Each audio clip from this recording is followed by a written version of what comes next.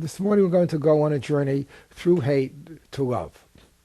One of the aspects of A Course in Miracles that distinguishes it from most other spiritualities and religious thought systems is its emphasis on looking at the ego, looking at our guilt, looking at our self-hate, which is really a synonym for guilt, and then looking how we project this guilt onto the world and hate everyone and everything. And it's the process of looking at the ego that enables us to get past it and finally remember the love that the ego thought system and the guilt and our hate were meant and were made to conceal. After about the first year of the Course of Scribing, Jesus had given Helen a personal message. Actually, there were always a lot of these that he gave to her. That was specifically meant for her and Bill, was not part of the Course. And in that, he basically told Helen and Bill that he was leading them on a journey through hate to love. The message begins by saying, you have no idea of the intensity of your desire to get rid of each other. And it goes downhill very quickly from there. He goes on to describe how much they hate each other. It's only after that he also says how much you love each other. But this love is covered over by the hate, and that if you don't appreciate the enormity of this hate, the gargantuan nature of this wish to destroy, you will never be able, Jesus tells Helen and Bill and tells all of us, you will never be able to get past it to the love.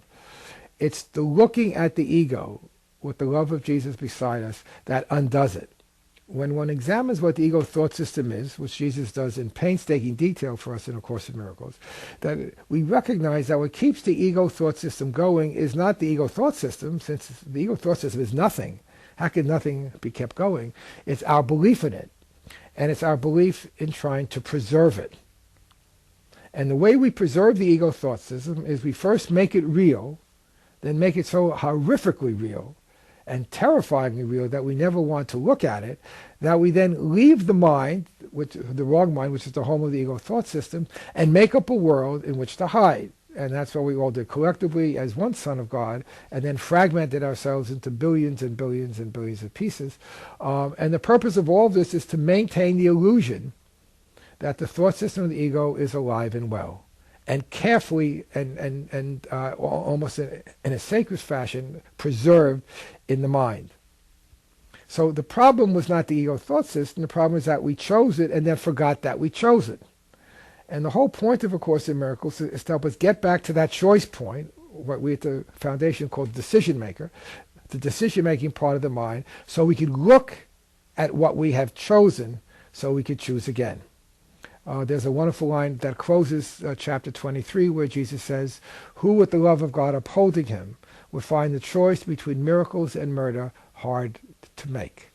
When we reach above the battleground, which is actually the title of the section that paragraph, that line ends, if we are above the battleground with Jesus, which means in our decision-making mind, and we look back at our choice for murder or for the miracle that would correct it, nobody would find that choice hard to make. It would be a foregone conclusion that with Jesus' love beside us, we would choose his love instead of the ego's hate. But we don't know there's a choice point. We don't know that we've chosen hate. We're just aware that we hate. And so the idea, what enables us to go through hate to love, is to look at it. And that was the message that Jesus was giving Helen and Bill 1 year into the Course scribing, and certainly is the overriding message of the Course. It's the message that he gives us on every page. We need to look at the ego with him, not be afraid of it. He tells us, call it not sin but madness, invest it not with guilt, and above all, be not afraid of it. Now, that's the passage where he's talking about the original error, but then the following paragraph actually makes it clear he's really talking about each of the fragmentary shadows of that original error. All the ways that we go through our daily life hating, judging, criticizing, finding fault. We're taught that a mild twinge of annoyance is a masked run over intense fury. So all the little ways that we express our separation from each other and from God. And what all these little ways represent is the overriding thought of self-hate, the guilt over what we believe we have done, that we have destroyed heaven, attacked and murdered God, and crucified his son. So it's a self-hate born of that belief in the reality of sin, of separation, that we then project out and hate. And so in the Course, we're always playing catch-up, as it were. We begin where we think we are, which is in the world of bodies and relationships, and then following Jesus' guidance, we go back, seeing the world as an outside picture of an inward condition. We return to the inward condition, which was the mind's choosing. And it's to being able to look at my hate for what it is, a projection of my self-hate, that enables me to get back to my decision-making mind, look at that self-hate or that guilt, and choose again. Again, that's how we make and complete that journey through hate to love. That is our true reality.